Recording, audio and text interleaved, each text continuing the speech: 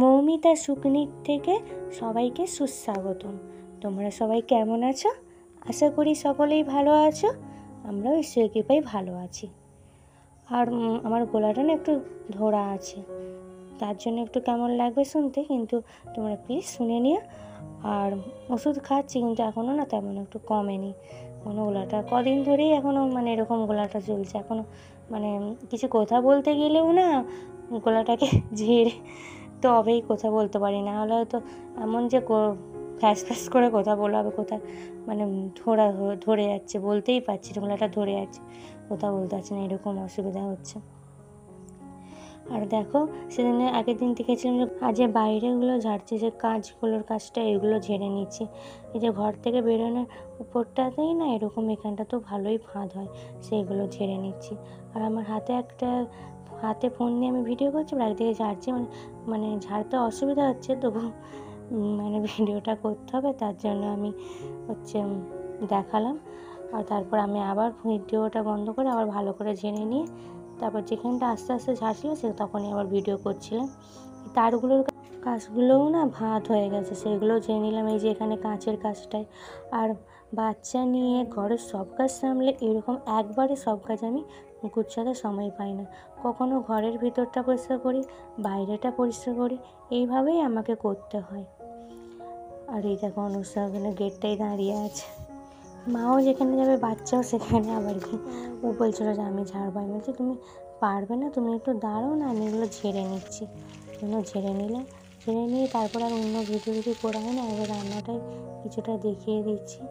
মাছ এনেছিল, মাছের ঝাল করেছি, ডাল করেছি, ডাঁটা আলু দিয়ে তরকারি করেছিলাম। আবার শাক এনেছিল বলে চচ্চড়ি, টমেটোগুলো খারাপ হয়ে যাচ্ছিলো বলে আবার পচে যাচ্ছে বলে আবার টমেটোর চাটনি, এত রকম রান্না হয়েছে। সেজন্য সব আমি ভিডিও করতে পারিনি, শুধু রান্নাটা কী হয়েছে সেটাই দেখাচ্ছি। আর আমি একটা রান্না চাপি আবার একটা জোগাড় করছি, এরকম করে তো আমাকে রান্নাটা করতে হয়। তার মধ্যে আমার বাচ্চা রয়েছে, আনাজগুলো মা কেটে দিয়েছিল, এটা একটা আমার একটু সুবিধা হয়েছিল। আর তারপরে তো বাদ বাকি এবার একটা কেটে আবার একটা মশলা করা, এইসবগুলো তো করতে যে আমি একবারে মশলা তৈরি করে সময় পাই না, যে একবারে মশলা করে রান্না করবো তোমার সময় নেই। তাও জানো তো, এই যে রান্না করে এসে আবার দেখছি এখানে অনস্য এই যে উপরে তোলা আছে তাও শান্তি নেই, শোকেসের উপরে তোলা আছে তাও শান্তি নেই। এই যে আমার শাড়িটাকে ফেলে দিয়ে ওই ওটাই দেখাচ্ছি, জায়গাটা এখানে উঠে ও ওই উপরেরগুলো পেরে নামিয়ে কি আছে না আছে সব দরকার নিবে এরকম। ওই যে চিকটাই চুল রাখি, সেই চিকটা চুলটা নিচে পড়েছিল, আমি এবার সেটা গোছ করে রাখছি। নিচে তো রেখে কিছু শান্তি নেই, যেগুলো না রাখলে নয় রাখা হয়। এবার উপরেও তোলা আছে, সেটাও কীভাবে কি ওই শোকেসের উপর পা দিয়ে নামাচ্ছে। এই যে তাকেতে যা ছিল সেগুলো যে আমি ধরে তুললাম, সেগুলোকে সব ওই দুয়ারে এখানে একটা, ওখানে একটা, সেখানে একটা ফেলেছি। আমি আবার সেইগুলো নিয়ে এসে আবার দেওয়ালটা দিলাম, ফাঁদ হয়েছে, ওই জন্য কাপড় দিয়ে ভালো করে ঝেড়ে দিয়ে আবার তাকটা পরিষ্কার করে নিচ্ছি, করে নিয়ে আবার ওইগুলো গোছ করে রাখবো।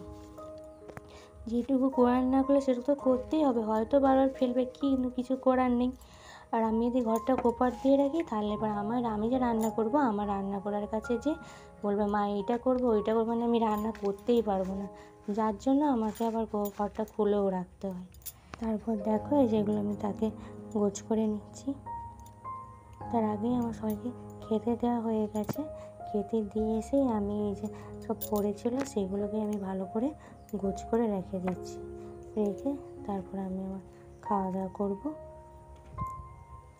এরকম করে না সাজিয়ে রাখতে খুব ভালো লাগে।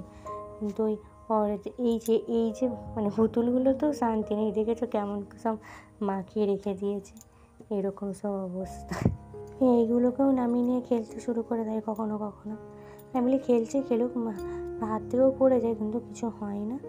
আমি দেখো এসে গোছ করে নিয়েছি। আমার একটা লকেট কেনা হয়েছিল স্বামী বিবেকানন্দ, রামকৃষ্ণ ঠাকুরের, সারদা দেবী, ভালো লাগছিলো। আমি ওই জন্য ঘরটার মতন ওখানটা সামনেটায় রাখি, দেখতে ভালো লাগে।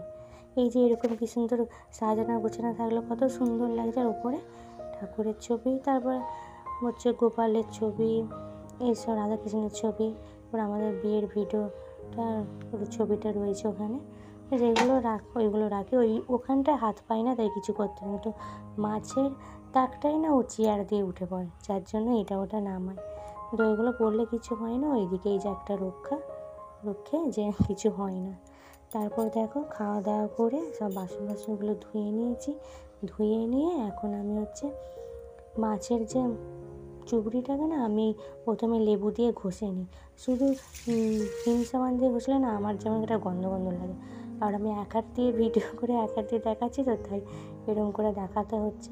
তারপর আমি আবার ফোনটাকে রেখে ভালো করে ধুয়ে নিয়েছি। চুবড়িটাকে আর চুবড়ির যে ডিশটার উপর আগে সেটাকে আমি ভালো করে আগে লেবু দিয়ে ঘষে নিই, মানে লেবু খোলা দিয়ে ঘষে নিই। ঘষে নিয়ে তারপর আমি হচ্ছে ভিম সাবান দিয়ে আবার মেজে ধুয়ে রাখি। তারপর এই যে ভাতের হাঁড়িটা ভিজিয়ে দেবো, ভিজিয়ে দিলে তাহলে ভাতের হাঁড়িটা মাজতে সুবিধা হবে, ওই জন্য ভাতের হাঁড়িটা ভিজিয়ে দিচ্ছি। একটার পর একটা কাজ রয়েইছে, সেই গাছগুলোই পরপর করে। আর এখন এত গরম যে কিন্তু গরমে হলেও মেয়েদের তো ছুটি নেই, তাদের যেই কাজ তাই করতে হবে। অন্য দিন কী হয় দুপুরবেলা আসে, আজকে এবার দুপুরবেলা আসে না বলে আমি কী করি, মানে চাল কিছুটা বেশি নিল, প্রত্যেকদিন আসবে না তার তো ঠিক নেই, মানে এই যা যে দুপুরবেলা আসে না, আমি আসে না বলেই আর অন্য দিন কী করি আমারই ভাত থেকে কিছুটা ভাত নিয়ে দুধ মিশিয়ে দিয়ে দিই যেদিন আসে। এই কদিন আসছিলো প্রত্যেকদিন, আবার আজ দেখছি আসেনি, সেই জন্য আমি আর মানে দুপুরে তখন খেয়ে নিয়েছি। তারপর বিকালবেলা দেখছি এসেছে, তখন কী করবো আমি তাহলে মুড়ি দিয়ে দুধ দিয়ে দিই। আর আমার ভাত কম থাকলেও ওরা যদি আসে একবার দুটো বিড়াল আসে, আজকে তো একটা এসলো আর একটাও আসে, আমি তখন কী করি যে আমার দুটিখানি ভাত রেখে ওদেরকে দিই। দুপুরবেলাটা এসে না এমন করে মানে করে যে না দিয়ে না থাকতে পারি না। ওরা যখনই আসে আমি ঠিক কিছু না কিছু খেতে দিই, দুধ না থাকলে বিস্কুট থাকলে বিস্কুট দিই, মানে কিছু না কিছু দেওয়ার চেষ্টা করি যখনই যা থাকে। আর এই দেখো সন্ধেবেলা অনুসয়া বলছে ফুচকা খাবে, তারপর অনুসয়াকে ফুচকা ভেজে দিলাম আর রুটি আর ছানা করেছিলাম, আর বাবাকে রুটি ছানার ফুচকা দিলাম। সন্ধেবেলা ভেজেছিলাম রেখে দিয়েছিলাম, অনুসয়ার বাবা আসতেই তাকে হচ্ছে খেতে দিলাম। এখানেই ভিডিওটা শেষ করছি। সবাইকে শুভরাত্রি, সবাই ভালো থাকবেন।